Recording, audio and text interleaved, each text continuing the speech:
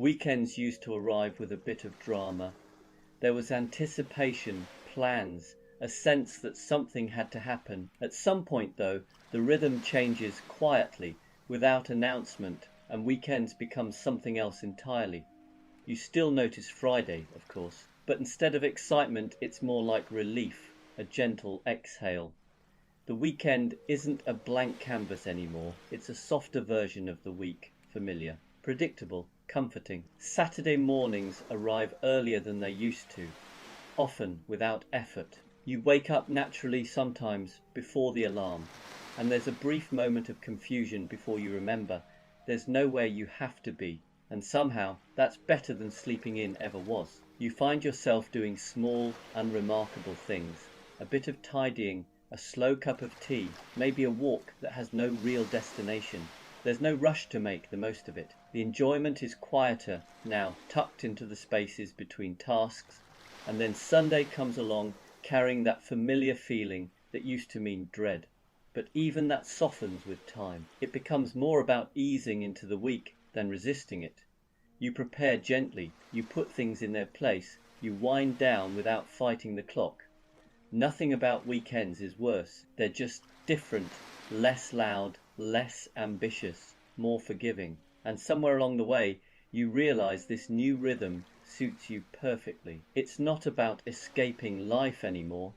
It's about settling comfortably into it.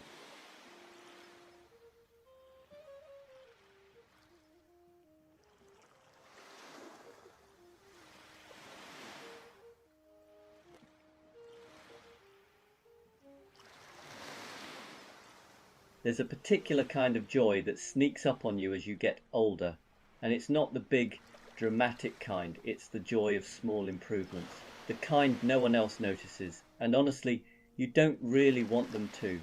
It's things like finally fixing a cupboard door that's been slightly off for years. Nothing dramatic changes. The kitchen looks the same, but every time you open it, there's a tiny moment of satisfaction, a quiet sense that the world is, at least in this one small corner, behaving itself, or replacing something that was technically working, but only just a kettle that took too long, a light bulb that flickered, a drawer that needed a very specific jiggle. Once it's sorted, life doesn't get better in a noticeable way. It just gets smoother, and that smoothness starts to matter. What's strange is how invisible these improvements are to everyone else. You don't announce them, you don't point them out, you simply enjoy them privately, like a small secret between you and your environment, a mutual understanding that things are now slightly improved. And the more of these tiny fixes you make, the calmer everything feels, not because anything big has changed, but because fewer things are quietly irritating you, fewer sighs, fewer eye rolls, fewer moments of mild resistance. So when you catch yourself feeling oddly pleased about a quieter hinge or a better fitting lid, don't dismiss it. That's not boredom, that's wisdom. It's the quiet joy of small, everyday improvements, the kind that make life feel just a little bit more settled, one unnoticed upgrade at a time.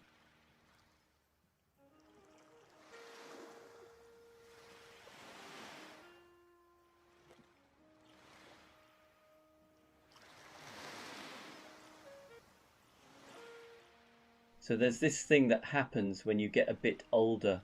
Maybe it's subtle at first, or maybe you don't notice until one day it hits you. Every room you go into suddenly seems to have a chair that's yours. Not literally yours, of course, but somehow it's the one you gravitate to. You walk into the living room, and there it is. The cushions are slightly too soft, the angle of the backrest just right. You settle in, and immediately everything else feels wrong. The sofa too wide, the other chair too upright. Somehow this chair gets you, then the kitchen, same thing. There's a seat that calls to you, maybe by the window or near the radiator. You don't choose it consciously. You just end up there, day after day. It's like the universe quietly assigned it to you, and you're too polite to say no. The funny part is, no one else notices. Friends sit down, shrug, shuffle uncomfortably. but the chair remains your chair. You try sitting somewhere else just for a change. It's okay for a minute or two, but eventually you're back in the chair that fits your body, your rhythm, your slightly creaky knees. And the real kicker, you start noticing it everywhere. When you visit your parents, the same chair phenomenon exists. Hotels, pubs, even friends' houses. There's always one chair that somehow makes sense.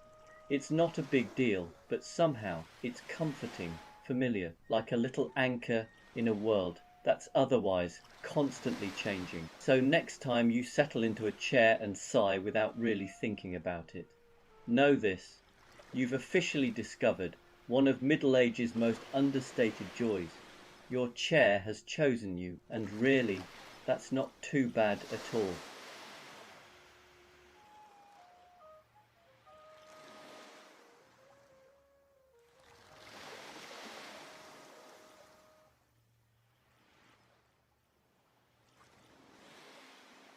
There's a very particular kind of satisfaction that arrives quietly as you get older, and it's the moment you realize you know exactly which route through town avoids chaos. Not the fastest route on paper, not the one the sat-nav insists on, but the one that simply works. You don't announce it.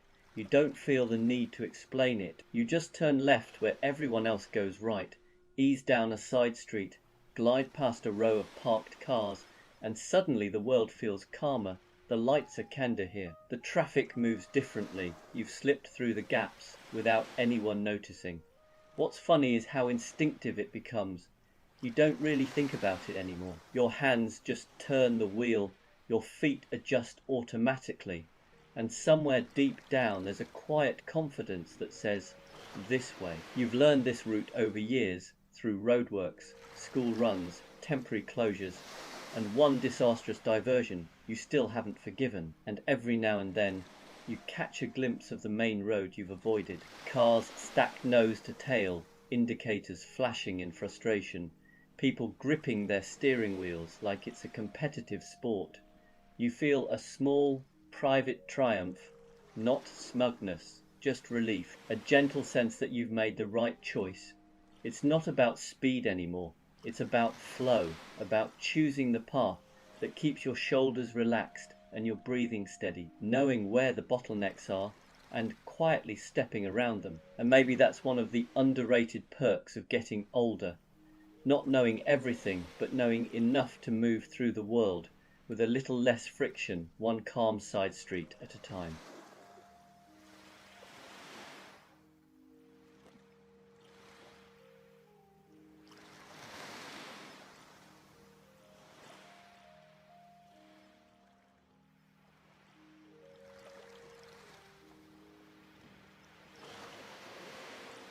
There's a quiet satisfaction that comes from looking up at the sky and knowing what's about to happen. Not checking an app, not asking anyone, just glancing upward and thinking, yes, that's rain later. It's not dramatic knowledge. You're not forecasting storms or issuing warnings. It's more subtle than that. The colour of the clouds, the way the light looks a bit tired, the stillness that creeps in before the air changes its mind. You don't announce it loudly, you just mention it casually, almost as an aside, and when it happens, that's the moment. The rain arrives exactly when you expected it to, or the sun holds on just long enough to prove you right. You don't celebrate, you don't even smile much, but inside there's a small contained thrill. A quiet yes. What makes it better is that no one really notices. They'll say something like, oh, it's turned, hasn't it? And you'll nod as if this was all inevitable. You don't mention that you knew half an hour ago purely from the way the sky looked. That knowledge is for you. At some point, this becomes part of your identity. You start trusting the sky more than the forecast. You'll glance outside before leaving the house. Adjust a coat, choose shoes accordingly. It feels sensible, earned, almost wise. And when you do get it wrong, which does happen, you don't mind too much, because the act of looking up, of paying attention, feels grounding in itself. You're part of the day, not just reacting to it. So next time you step outside, pause for a moment, Look at the clouds, the light, the way the air feels. If you get it right, enjoy the quiet satisfaction, and if you don't, well, at least you notice the sky, and that, somehow, feels like a win too.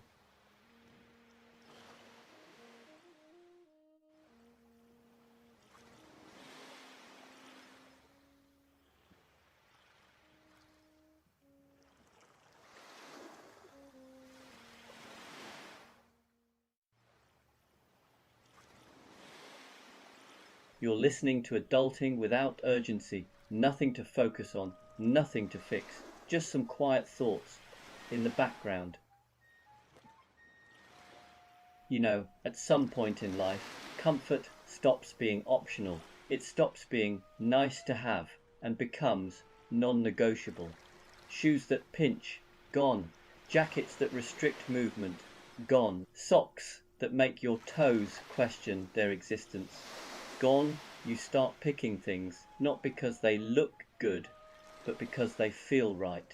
And here's the fun part, you start defending it. You walk into a shop with a new jacket in your hand, and someone gives you that look, the one that silently says, "That's not very stylish." And you just smile because in your head it's perfect. Perfect for bending, stretching, sitting, reaching for tea without complaining. Perfect for living style. That's negotiable comfort. That's sacred. You even find yourself giving little speeches to friends, sometimes out loud, sometimes just in your own head. I'd rather enjoy my evening than strangle myself in skinny jeans. And strangely, people stop arguing after a while. They see the calm in your movements, the lack of wincing, the quiet satisfaction. You've won without trying, simply by choosing to exist comfortably. And the best part, it's contagious. Slowly, almost imperceptibly, your friends start noticing. They begin to respect the chair you pick, the shoes you wear, the scarf you wrap around your neck. Comfort has a kind of understated authority. So next time someone questions your choices, the relaxed shoes, the soft jumper, the perfectly sagging sofa spot, just smile and let them watch. Because you're not just choosing comfort, you're mastering it. And frankly, that's a victory worth celebrating quietly every single day.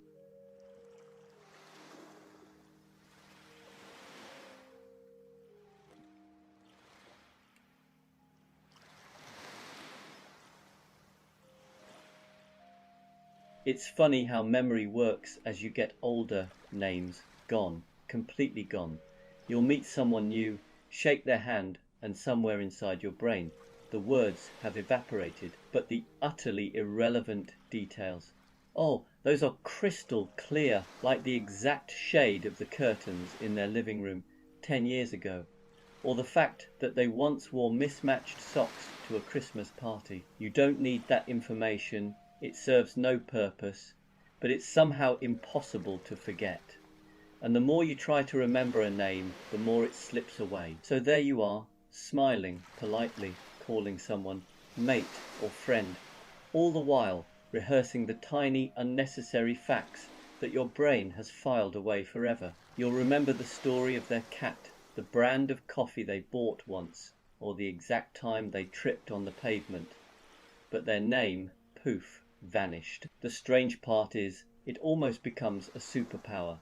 You can recall all these odd, seemingly useless details that make conversations feel familiar and personal. You can tell someone, "I remember the scarf you wore on that snowy day in 2012, and they're stunned even if you can't remember their name. And you realize maybe names aren't that important anyway. What matters is the tiny mosaic of moments, the quirks and little stories, the bits that stick and linger. Those are the things that make someone memorable, and somehow that feels more satisfying than remembering a simple name ever could."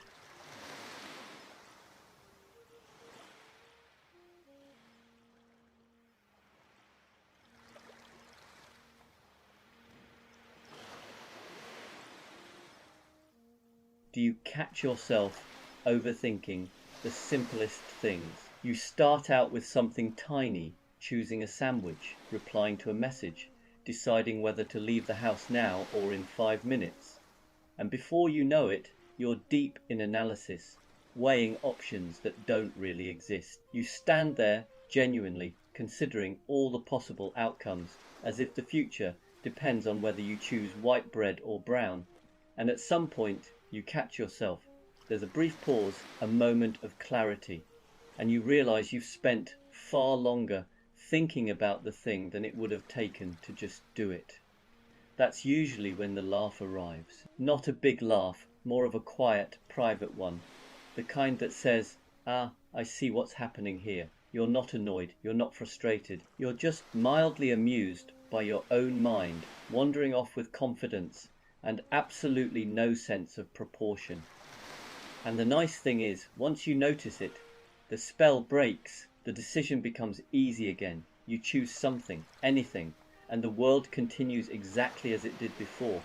Nothing collapses, no one complains, the moment passes. So when you catch yourself overthinking the small stuff, it's worth smiling at it, because that little laugh isn't giving up, it's understanding. And sometimes that's all you really need to move on, quietly and comfortably, with the day unfolding just fine.